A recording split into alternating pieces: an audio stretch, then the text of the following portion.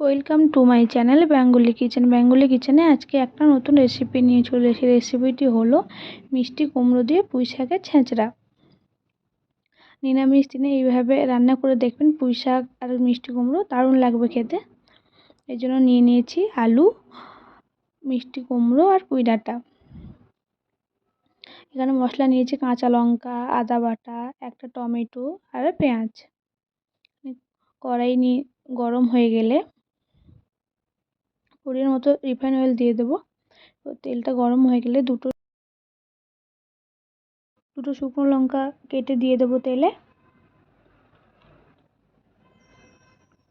এরপর পাঁচ ফোড়নে দিয়ে দেবো, দিয়ে শুকনো লঙ্কাটা লাল লাল করে ভেজে নিতে হবে।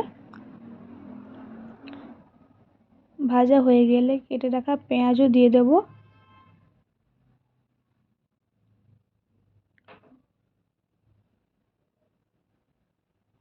এরপর কেটে রাখা সবজিগুলো দিয়ে দেবো, কাঁচা লঙ্কাও দিয়ে দেবো।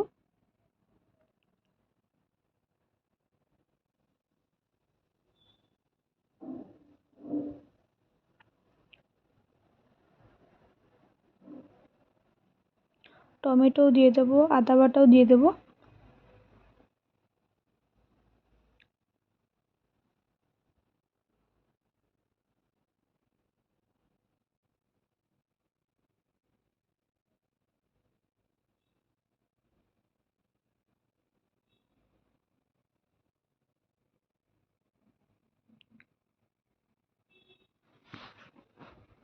নিরামিষ দিনে এইভাবে মিষ্টি কুমড়োর পুঁই ডাঁটা দিয়ে রান্না করে দেখবেন, বাড়িতে খুবই ভালো লাগবে, দারুণ লাগবে খেতে।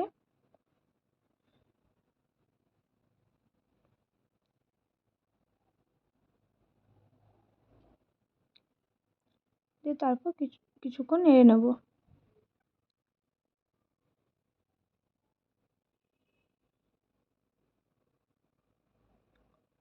নেড়ে নেওয়ার পর পরিমাণ মতো হলুদ গুঁড়ো আর লবণ দিয়ে দেবো।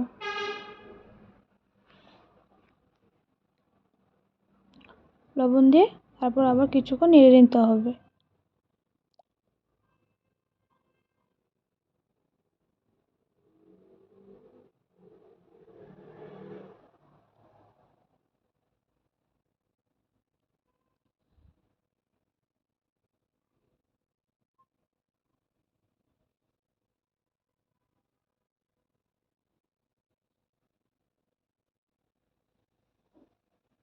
মশলাগুলো আর সবজিগুলো লাল লাল হওয়া অবধি ভালো করে ঢাকা দিয়ে আমাদের ভেজে নিতে হবে।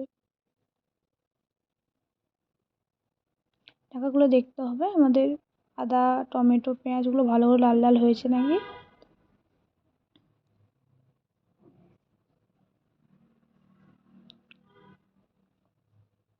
এরপর আবার কিছুক্ষণ আমাদের নেড়ে নিতে হবে।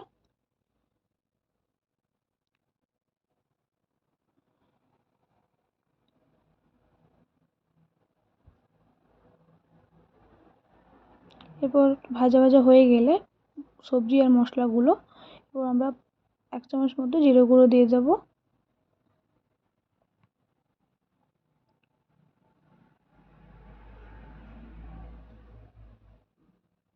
আপনারা চাইলে জিরে বাটাও দিতে পারেন।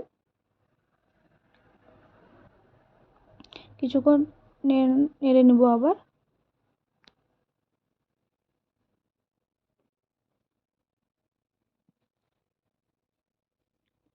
এরপর পরিমাণ মতো জল দিয়ে দিতে হবে।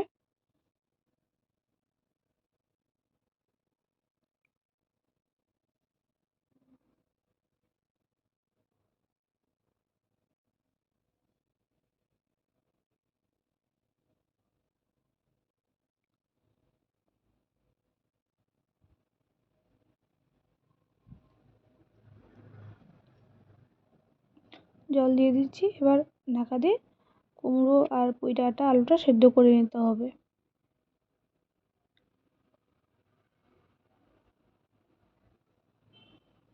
ঢাকাগুলো দেখতে হবে আমাদের পুঁই ডাঁটা, আলু, কুমড়ো সেদ্ধ হয়েছে নাকি।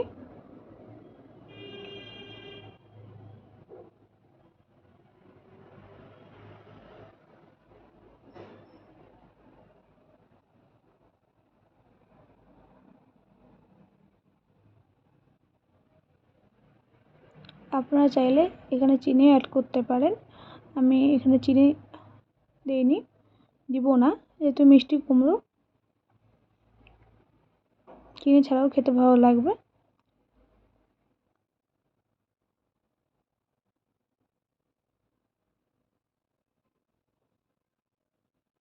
আবার নাকা দিয়ে সেদ্ধ করে নিতে হবে।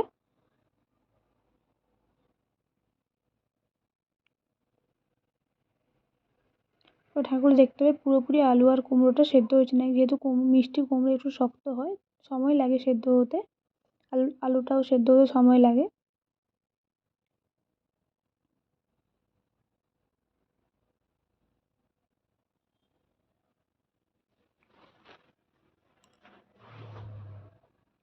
খুন্তির সাহায্যে আলু আর কুমড়োটা একটু ছোটো ছোটো করে নেব, কেটে নেব।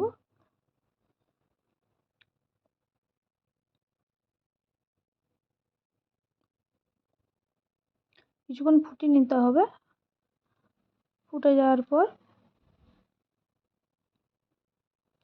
গরম মশলা গুঁড়ো দিয়ে দেবো। অবশ্যই আপনারা লবণ টেস্ট করে নেবেন।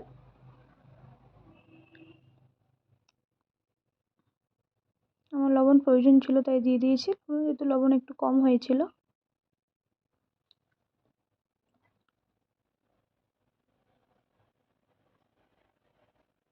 এবার কিছুক্ষণ ফুটিয়ে নিতে হবে, জলটা শুকনো হওয়া অবধি।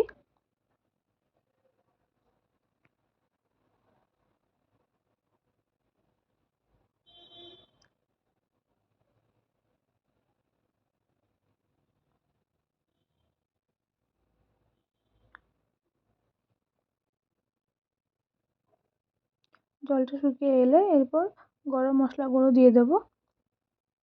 গরম মশলা গুঁড়ো দেওয়ার পর আরেকটু কিছুক্ষণ ফুটিয়ে নেব।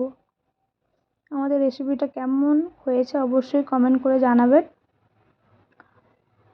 যদি রেসিপিটা ভালো লেগে থাকে তাহলে লাইক, কমেন্ট অ্যান্ড সাবস্ক্রাইব করে দেবেন।